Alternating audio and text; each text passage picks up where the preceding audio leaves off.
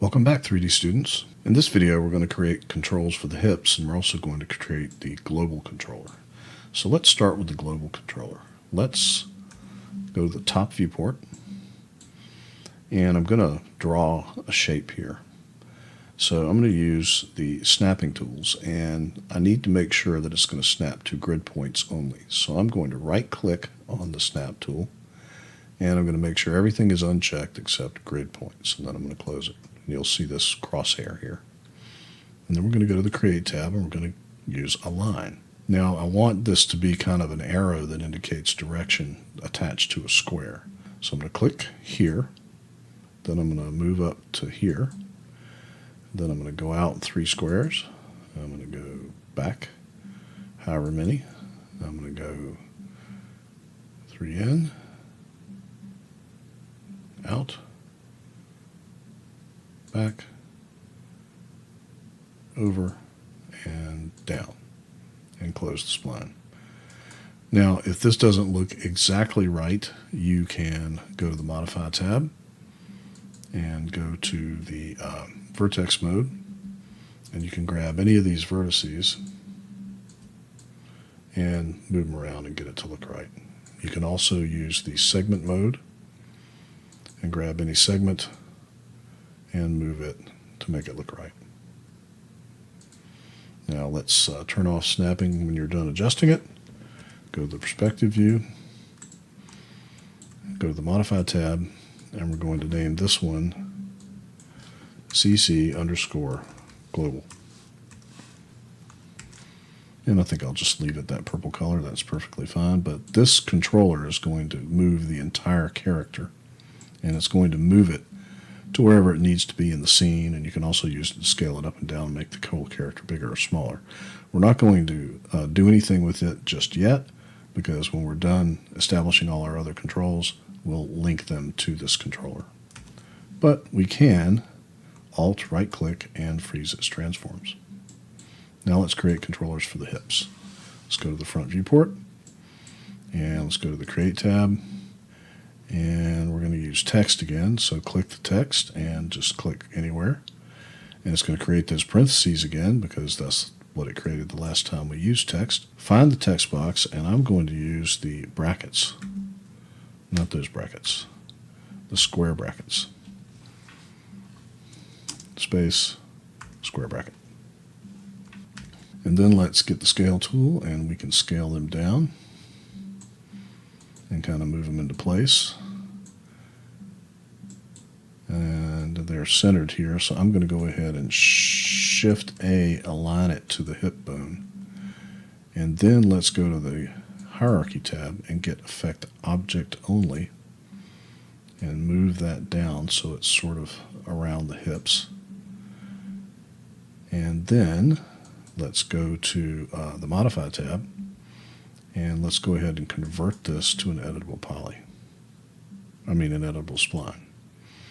Then we can open up the spline object here and get spline, and we can move these out so that they surround the hips.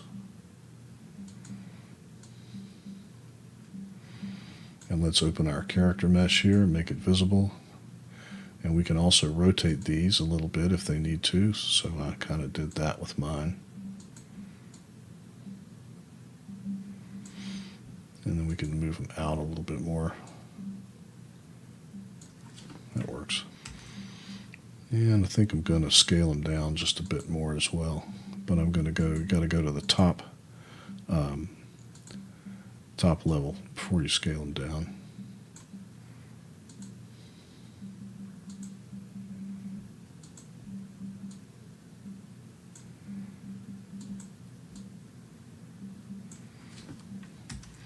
Now these, I think, can just be red, just like the hip bone. So I'm going to go custom color here. I don't like this shade of red. I'm going to click a blank custom color, add custom color. I'm just going to drag that all the way up to red. Click add color and click OK. And they're red just like the hip bone. Now let's hide the character mesh again, and then we're going to link the hip controller. Got to get out of spline mode. Link that's the spine controller. That's the hip controller. Make sure you're linking the hip controller to the hip control objects. And then test them out. Click on them, get the rotate tool, and see if they rotate that hip bone. And while we're here, let's go ahead and create the spine controller. Let's go to the left viewport and create tab. We're going to use text again. Click, and this time let's change the text to a greater than sign.